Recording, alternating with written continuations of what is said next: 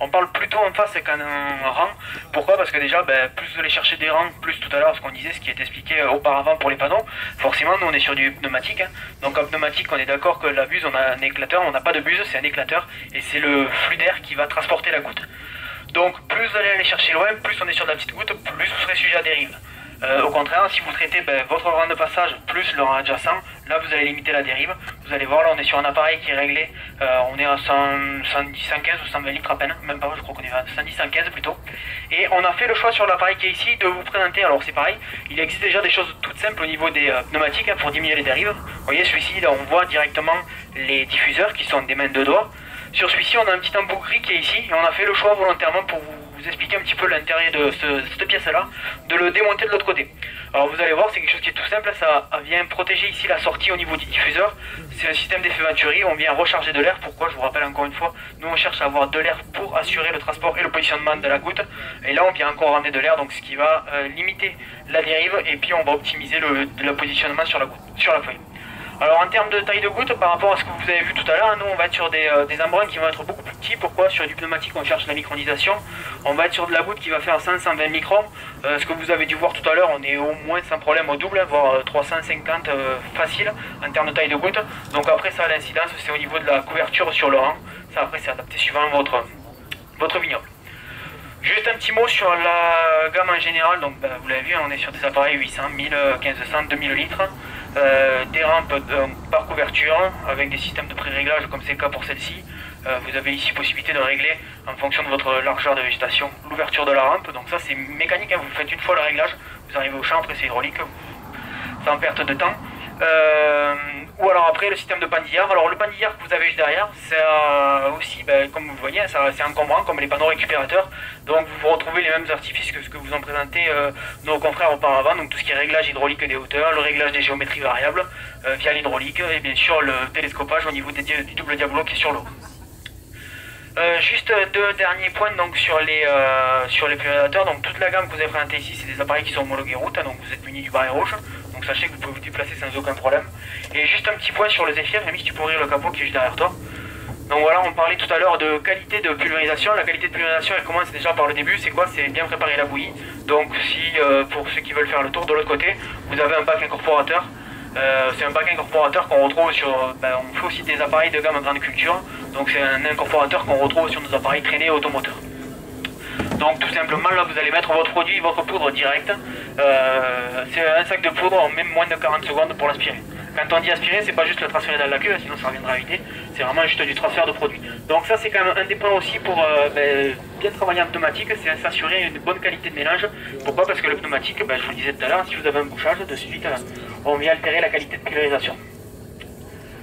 Donc voilà un petit peu. Après sur les autres éléments, on va rester à votre disposition. Au niveau des réglages de...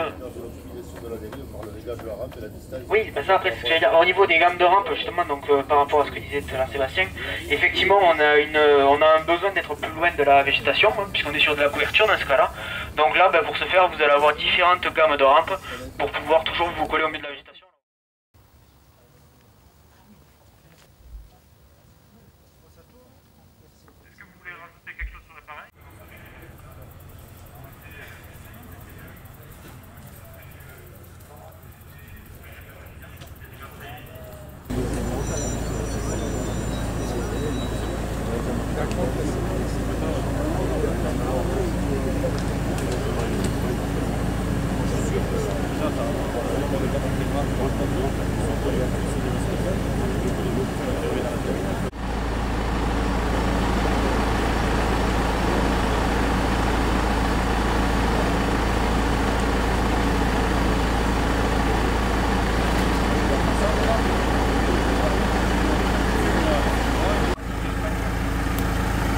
Juste là, vous allez voir sur ce type d'appareil là avec du traitement qu'on appelle face par face. Celui que vous avez vu avant c'était la couverture parce qu'on est par le haut de la vigne, là on est sur le côté, donc on fait du traitement par couverture. Là on est vraiment beaucoup moins sujet aux dérives qu'on peut l'être sur le traitement par couverture.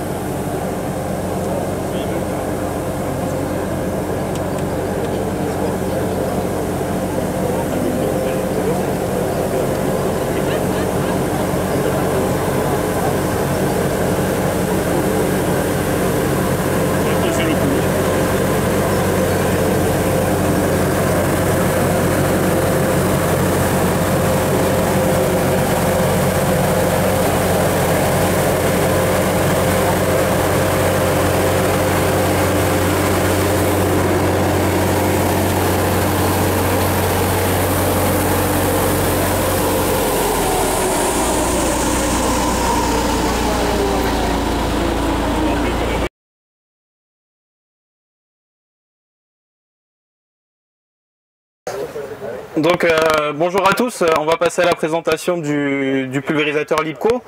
Moi je suis Rémi Faure, inspecteur commercial Sud-Ouest France pour la société Clemens. Je suis présent aujourd'hui avec Richard Gaffier, donc les établissements Agri-Gaillac à Gaillac bien sûr.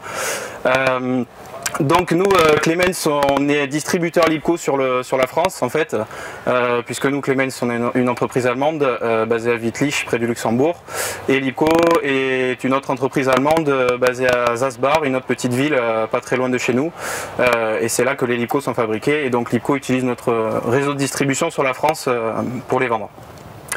Donc là aujourd'hui on est sur un Lipco, donc un système tangentiel avec panneau récupérateur. Donc celui-ci est un 600 litres avec des panneaux des descentes de 160. Donc on est sur le système tangentiel avec les turbines cylindriques que vous pouvez voir à l'intérieur des panneaux. Donc on est avec 3 turbines superposées les unes aux autres, avec bien sûr des paliers avec des graisseurs à graisser après chaque utilisation. On est sur un montage, donc une rampe, donc celui-ci s'écarte, on va essayer aujourd'hui, mais je suis pas sûr de passer dans les 2,20 m, parce que c'est un pulvé étroit qui est fait en principe jusqu'à 2 m, 2,10 m, donc on va essayer, on va voir, sinon on fera sur un seul rang avec l'autre panneau fermé. Au niveau du fonctionnement, les turbines sont entraînées par les petits moteurs hydrauliques que vous avez ici en haut en rouge. Donc ça demande très peu d'énergie au tracteur, puisque vous pouvez tourner à 14-1500 tours. Donc on a également une grosse économie de carburant en pulvérisation. Au niveau du fonctionnement du pulvé, donc on a une pompe qui est sur le timon articulé que vous pourrez voir tout à l'heure devant. Donc ce qui vous permet d'avoir la cardan qui est toujours en face du tracteur lorsque vous tournez en bout de rang. Donc ça c'est un gros avantage puisqu'on peut tourner relativement serré sans avoir des problèmes de cardan. Donc ce pulvé a en option le réglage de hauteur de la rampe que vous pouvez voir avec les vérins qu'il y a là derrière. D'autres options, donc il a l'essieu à largeur variable qu'on peut régler, surtout sur celui-ci, le petit 600 litres qui est fortement recommandé pour avoir de la stabilité lorsque vous tournez en bout de rang et en position route. Au niveau de l'écartement des rampes, donc on est sur 2 vérins double effet qui se croisent, donc les vérins double effet qui ouvrent le panneau extérieur, et le panneau intérieur est tiré par le biais de la chaîne que vous avez ici, avec un ressort de rappel qu'il y a derrière, que vous pourrez voir après, qui ramène le panneau intérieur lorsque vous refermez le panneau extérieur. Donc c'est très simple de fonctionnement,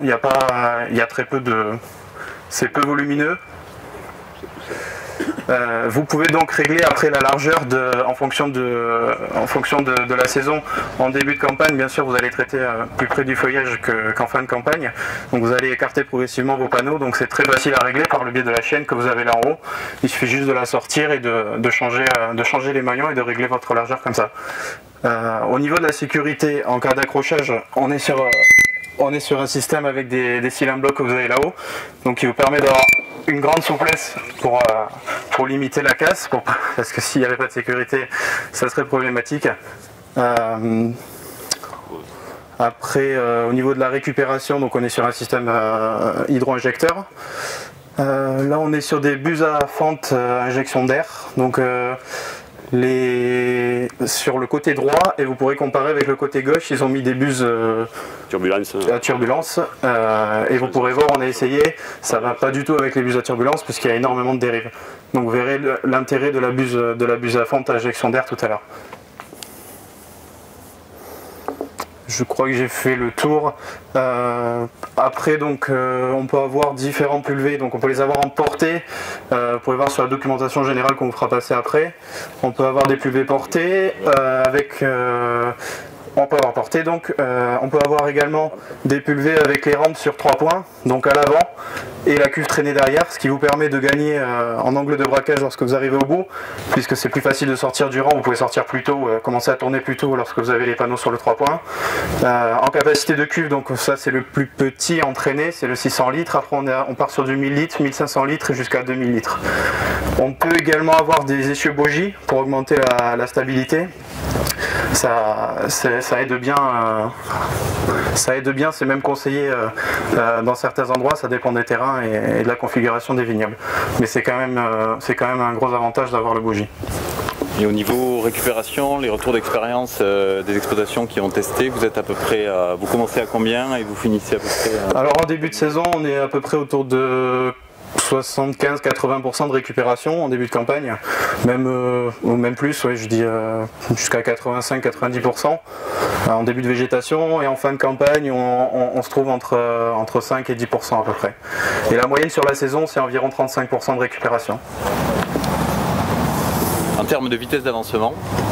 La vitesse d'avancement, on peut rouler à 5, 6, jusqu'à 7 maximum. La moyenne c'est 6 en général, 6 c'est bien. Sur les terrains des verts.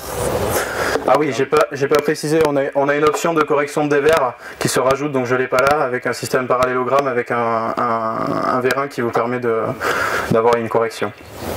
Là je l'ai pas aujourd'hui. Par contre dans les légers dévers avec le timon articulé, l'option avec le vérin, on peut décaler le pulvé lorsqu'il se met un peu en crabe quand c'est humide dans les rangs de vigne et qu'il part sur le côté. On peut jouer avec le vérin sur le timon pour ramener le pulvé dans le centre du rang. Niveau lavage, il y a très peu d'entretien, c'est très facile à laver, puisque déjà avec la récupération vous avez très peu de dérives, donc vous avez le pulvé qui va être sali par le produit jusqu'à mi-pulvé. Après sur l'avant du pulvé et le tracteur vous aurez rien normalement, donc il y a déjà ça qui est un gros avantage, et après il suffit juste de bien laver, enlever. C'est vrai que vous avez un peu, après les essimages, il y a des morceaux de feuilles qui viennent se coller sur la grille, mais bon c'est quand même très facile à nettoyer. Il n'y a pas besoin de nettoyer les bacs récupérateurs après chaque utilisation, vous le faites une bonne fois à la fin de la saison, vous démontez tous les bacs, c'est relativement facile, vous nettoyez bien et ça ne demande pas beaucoup d'entretien. Après, donc au niveau du travail, on préconise entre 5 et 6 bars, bon après ça dépend. Et au niveau de la pression hydraulique, en début de campagne, on va travailler autour de 80 bars de pression pour faire tourner les moteurs. Et en fin de saison, comme actuellement, on va plutôt être à 100 jusqu'à 110 bars maximum. Voilà, après, il ne faut pas tourner plus vite parce que vous risquez de griller les moteurs. Alors ce qu'on va proposer, c'est d'abord de faire une démonstration en statique et après avec les mêmes réglages d'avancer à 5 km/h, et on verra derrière la traîne qui sera différente avec les deux types de bus différents. Voilà. Et on va voir les deux types de bus qui sont utilisés. D'un côté les bus à fente et injection d'air qui ont l'avantage de réduire la dérive, de faire les gouttes moins fines, et donc les gouttes ont assez d'énergie pour traverser la végétation et être récupérées de l'autre côté par les panneaux. Ce que n'ont pas les propriétés des gouttes plus fines qui finalement ont peu d'énergie et elles sont emportées par la dérive avant d'atteindre notre panneau, surtout quand on va avancer. Est-ce qu'il y a un système de nettoyage du produit que vous récupérez? Parce que quand ça va traverser la végétation, ça va le charger avec des impuretés, des bouts de feuilles, des trucs comme ça. Est-ce qu'il y a un système de filtration? Il y a un filtre dans les hydros, dans les bacs. Il y a des filtres là à l'intérieur? Ouais, il y a un filtre à l'intérieur des hydros là. Donc déjà là il y a... De filtre. Comment? Rapidité de colmatage de filtre. On n'a pas de problème particulier, on n'a pas eu de problème particulier, non, que ce soit en Charente ou cette année on en a eu 9 de vendus. Il n'y a pas eu j'ai pas entendu dire qu'il y a eu de problème de colmatage en particulier. Donc. Maintenant voir le second appareil, le Coléos de la société DUG, qui est également une société spécialisée dans les panneaux récupérateurs. C'est un appareil qu'on a testé depuis quelques années au sein de l'unité de l'IFV à Montpellier, là, auquel j'appartiens. Et ce qu'on peut voir, c'est aussi ici un appareil à jet porté. On a 4 hauteurs de diffuseurs sur chacune des descentes. Donc l'appareil il prend, comme tous les panneaux récupérateurs, 2 rangs par passage. Et pour l'exercice aujourd'hui, on l'a équipé, comme le précédent, de 2 types de buses. À droite, des buses à injection d'air, toujours des IDK de chez Lechler. Alors les IDK, c'est des buses à fente. Bon, à fente, c'était pour bien permettre la récupération. Donc ça, on n'a pas le cône qui avait les affaires. Donc on a un flux qui est des jets pinceaux très dirigés, comme ça permet, le temps que le panneau avance, ça permet de bien tout récupérer, on pourra le voir. Et de l'autre côté, des buses classiques utilisées pour la grande culture, qui ne sont pas injection d'air, et on verra le même défaut que ce qu'on a vu tout à l'heure, c'est-à-dire beaucoup d'embrun à des pressions qui ne sont pas extraordinaires, de l'ordre de 6 bars. C'est comme ça qu'on conseille d'utiliser les IDK, parce que par rapport à la pulvérisation pneumatique qui fait des très très fines gouttelettes et qui sont sujettes à la dérive, l'intérêt avec le jet porté, c'est de pouvoir découpler le flux d'air de la taille des gouttes. C'est-à-dire on peut choisir exactement la taille des gouttes qu'on veut, et l'air ne sert qu'à porter les gouttelettes au sein de la végétation. Et même moins que ça à les porter, c'est à agiter la végétation pour que ça pénètre bien. Donc on change vraiment de système quand on passe du pneumatique avec le jet porté. Et par exemple, c'est très intéressant en début de végétation, où on n'a pas besoin de beaucoup d'air pour pénétrer, et d'ailleurs on n'aurait pas idée d'utiliser par exemple un pneumatique pour appliquer des herbicides. Donc c'est un peu pareil quand on commence à traiter à 3 feuilles étalées, 7 feuilles étalées, l'assistance d'air elle sert à pas grand chose. Donc l'avantage là du jet porté, c'est le pouvoir découpler. On réduit considérablement l'air en début de végétation et voilà, et ça suffit. On verra des résultats d'essai cet après-midi. Donc la seule chose à retenir, c'est du côté des bus d'injection d'air et des bus classiques pour voir les différences de dérive. Maintenant, je vais laisser la parole au constructeur qui va nous présenter la machine et puis les différentes options qui ont été ajoutées dessus pour aider le viticulteur à maîtriser son travail, à contrôler son travail, la qualité de son travail. Et notamment, il y a quelques innovations qui ont été faites récemment et qui sont très intéressantes. Et j'en ai pour preuve, notre siège social, on a acheté l'appareil il n'y a pas longtemps là, et les opérateurs sont très contents de ces options, notamment des débitmètres et puis des niveaux de cuve. Donc je vous laisse présenter votre dispositif. Bonjour, donc Jean-Lucien Guembaquet, responsable technique de la société DUG. Donc là, je vous présente le matériel Coleos. Donc cet appareil est un appareil traîné. On a différentes capacités de cuve, on va de la 600 litres à 1000 litres. On a un projet sur des volumes plus importants.